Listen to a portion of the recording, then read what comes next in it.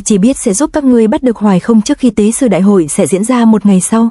Chẳng phải các ngươi chịu giao dịch với ta là vì ta có thể làm được việc mà các ngươi không làm được, bởi vì các ngươi biết chỉ có ta là Hoài Không tin tưởng nhất và chỉ có ta mới chịu bán đứng hắn.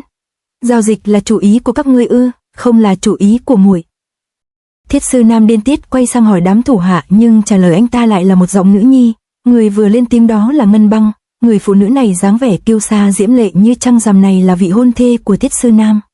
Sư Nam huynh đừng trách muội, Hoài Không giết cha huynh đã lâu, nếu chúng ta không thể trả thù sau này khó lòng làm đại ca phương Bắc. Không sai, vì vậy trong đại hội tế sư từ 7 ngày sau chúng ta phải dùng máu của Hoài Không để tế vong linh bào chủ. 2-3 cái mõm chõ vào lấp miệng em làm Thiết sư Nam không kiềm chế được cơn giận dữ. Anh ta trước giờ là một trang anh hùng bất khuất, chỉ muốn chiến đấu và chiến thắng quang minh chính đại. Sự việc hôm nay làm cho anh ta bắt đầu cảm thấy mình giống như một con sư hung mãnh, nhưng lại bị một thế lực nào đó gông cùm làm cho không thể thỏa chí thét gào. Cuộc chiến của anh ta giờ đã không chỉ là cuộc chiến ân oán cá nhân, mà là để thỏa mãn sự kỳ vọng và người ta đang dùng nó để khuếch trương thanh thế của sư Vương Bảo. Cụt hứng Thiết sư Nam liền quay lưng bỏ đi trước sự ngỡ ngàng của đám thuộc hạ. Thiết sư Nam, ta thật quá thất vọng về ngươi. Hoài Không ngượng người bật dậy, nhưng Vô Nhị nào có để cho anh ta có cơ hội tháo chạy. Trúng độc mà vẫn đủ sức để đứng dậy ư? Mau quỳ xuống cho ta. Mau bắt hắn ta lại. Ám khí từ tay Vô Nhị vung ra nhằm thẳng đầu gối của Hoài Không. Hoài Không giờ đây mơ màng vì trúng độc nên không thể tránh được. Anh ta ngã ập xuống thì đồng thời đám môn hạ của sư Vương Bảo cũng túa lên lao vào anh ta. Vô Nhị, ngươi là đồ tiểu nhân ti tiện, có lúc cũng phải là tiểu nhân thì mới thành đại sự được. Tiểu Tiên thấy Vô Nhị liên tiếp dùng thủ đoạn với Hoài Không thì giãy giụa la hét chửi bới y, nhưng đối với Vô Nhị mà nói những lời nhục mạ này thật chẳng đáng là gì so với quá khứ mà y đã từng trải qua. Hoài Không sau đó được đám thủ hạ sư Vương Bảo đem về nhốt trong địa lao, trong lúc hôn mê những hình ảnh xưa cũ chả hiểu sao lại ùa về trong tiềm thức của anh ta. Ta muốn cùng ngươi tỉ thí võ công. Sao cơ, muội muốn tỉ thí với huynh à? Ai cũng nói ta không bằng ngươi, hôm nay ta muốn phân cao thấp với ngươi. Nhưng chúng ta tập võ chưa lâu sao phân rõ được mạnh yếu chứ? Đoạn ký ức này là về Bạch Linh và Hoài Không thời niên thiếu. Chúng ta ai thắng có gì mà phải quan trọng đâu chứ? Muội hà tất phải húng liều lên như vậy chi cho mất đi hòa khí. Ta không tin mình không đánh bại được ngươi.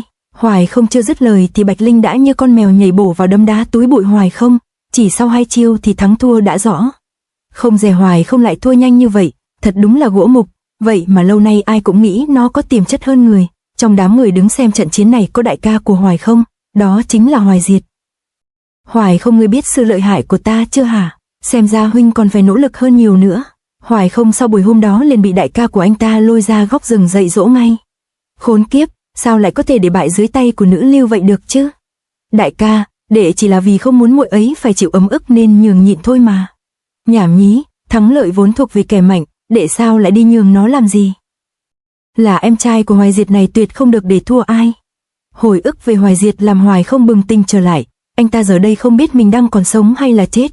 Nếu là còn sống thì đây là đâu, vì đảo mắt nhìn quanh thì chỉ là màn đêm dày đặc. Anh ta gượng người tính đứng dậy thì từ sau lưng những cơn đau thấu tận xương tủy lan khắp toàn thân, đau đớn khiến Hoài không thể ngồi dậy nổi. Chợt trong màn đêm ấy có một người lên tiếng. Giọng điệu này rất quen, là Bạch Linh sao? Phải, là muội đây, huynh hôn mê đã lâu lắm rồi đấy. Đây là nơi nào vậy? Hình như là hình lao trong sư Vương Bảo, thì ra chúng ta đã là tù nhân của bọn họ. Vừa rồi phải chăng là huynh đã nằm mơ thấy đại ca Hoài Diệt? Phải, ta thấy đại ca đang quở mắng ta vì đánh nhau thua muội. Hoài Diệt luôn máu lửa như vậy. Nói thật sau lần đó muội thấy huynh tập võ mới biết là huynh đã cố ý chịu thua, nhưng sợ bị chê cười nên đã giấu sự xấu hổ trong lòng. Không sao đâu, chỉ cần là muội vui thì thắng thua có là gì. Thực ra muội biết huynh có ý với muội rất rõ điều đó. Trong màn đêm đen kịt Hoài Không nửa tỉnh nửa mê không biết đây là mơ hay thật, nhưng với câu hỏi này của Bạch Linh thì anh ta biết rằng đây là thật chứ không phải là mơ. Bạch Linh ngừng một chút rồi tiếp tục phát thanh. Còn nhớ cái lần huynh liều chết cứu muội khỏi móng vuốt của Huyết Báo Vương, muội từ khi đó đã bắt đầu cảm thấy có cái gì đó rồi. Bạch Linh, muội đừng suy nghĩ lệch lạc, muội là sư muội của ta, trong lòng ta muội đương nhiên cũng quan trọng như sư phụ và đại ca của ta.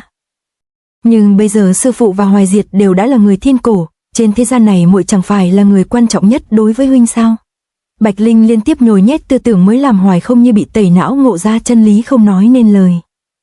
Không sai, Hoài Không từ nhỏ đã cùng Bạch Linh tập võ và cùng nhau trưởng thành, đối với Bạch Linh anh ta có một hào cảm không thể dùng lời lẽ nào diễn tả ra được. Nhưng anh ta từ sớm cũng biết Bạch Linh từ nhỏ đã ngưỡng mộ Hoài Diệt, hai người này về sau còn giống như tình lữ, bởi thế Hoài không đến nay vẫn gói ghém cất giữ kín bưng tâm ý đó nơi sâu thẳm nhất của đáy lòng. Hoài không, từ nhỏ huynh đã mạnh hơn muội, kỳ thực muội rất không phục, nhưng muội cũng rất cảm mến huynh, bởi vì huynh có dũng khí dù trong nghịch cảnh vẫn chịu gánh vác lấy tất cả. Muội cảm thấy dường như từ trước đến giờ huynh có lời gì đó muốn nói với muội. Ngữ khí của Bạch Linh dường như muốn bộc lộ tâm ý với mình có nên nói ra hay không? Những lời nói gợi ý của Bạch Linh làm Hoài không cũng cảm thấy trong lòng dao động mạnh. Cũng phải thôi, trong thời khắc sinh tử như này con người ta thường có hành vi có gì bí mật đều phun ra cho bằng hết. Thấy Hoài không im ắng, Bạch Linh tiếp tục bồi tiếp. Hoài không, thực ra trong bóng tối mịt mùng này chỉ còn lại hai chúng ta, vậy mà hai chúng ta vẫn chưa thể nào hiểu được về nhau. Nghe nói 7 ngày sau huynh sẽ bị đem ra xử quyết ở tế sư đại hội, e rằng đến lúc đó hai ta sẽ lành thì ít mà giữ lại nhiều, hai chúng ta nên trân trọng thời khắc còn thở bên nhau lúc này. Hoài không, huynh thích muội đúng không? Những lời nói chứa đầy tâm ý khiến Hoài không thể che giấu được lòng mình nên đã nôn ra hết tâm tư. Phải, từ trước tới giờ ta rất thích muội, tốt lắm. Hoài không vừa thừa nhận thì Bạch Linh liền bật ra một nụ cười đầy vẻ tàn khốc. Trong phòng giam ánh lửa cũng lập tức bùng lên, ánh sáng chiếu rọi làm Hoài không thể tin vào những thứ hiện ra ngay trước mặt mình. Hi hi, tên già ao tối cơm này nói thích tôi đấy, mọi người xem có tức cười không chứ hả?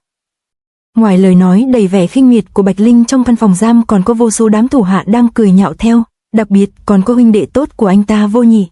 Bạch Linh muội đang nói cái gì vậy? Sao muội đột nhiên lại? Không để Hoài không nói hết câu, Bạch Linh vừa khom người xuống vừa nhảy vào họng anh ta ngồi luôn. Hê, nói thật là ta đã biết ngươi yêu thầm ta từ lâu, nhưng ngươi biết tại sao ta lại chọn đại ca mà không chọn ngươi hay không? Hừ, bởi vì ngươi là thứ đồ nhu nhược. Lời này của Bạch Linh thốt ra thì những tên lâu la trong phòng cũng đồng loạt cười lên, những tràng cười giòn tan như bim bim, để thêm hương vị đậm đà. Vô Nhị còn nêm thêm vào gia vị chua cay. Hoài không, một kẻ nhu nhược như ngươi lại vọng tưởng yêu Bạch Linh thật sao? Ngươi thật đúng là loại mặt dày chẳng biết lượng sức, lêu lêu. Hoài không thể ngờ rằng một câu bày tỏ đầy tấm chân tình của mình đã bị đổi lại là một rổ tràng cười khinh bỉ. Sự chế nhạo ê chề tràn ngập cả căn phòng nhưng anh ta vẫn cố gắng cắn răng kìm chế. Hoài không, ngươi từng làm trò mèo khóa tay khóa tâm để thể hiện ý chí trả thù cho đại ca của ngươi, nhưng ngươi xem đi, giờ đây ngay cả tính mạng của ngươi cũng khó mà giữ nổi thì còn đeo cái xích chó này làm cái gì?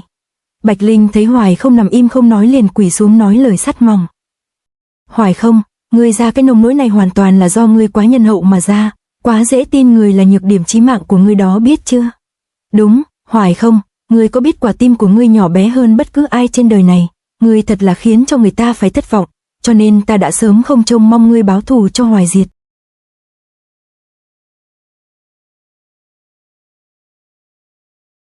To be continued.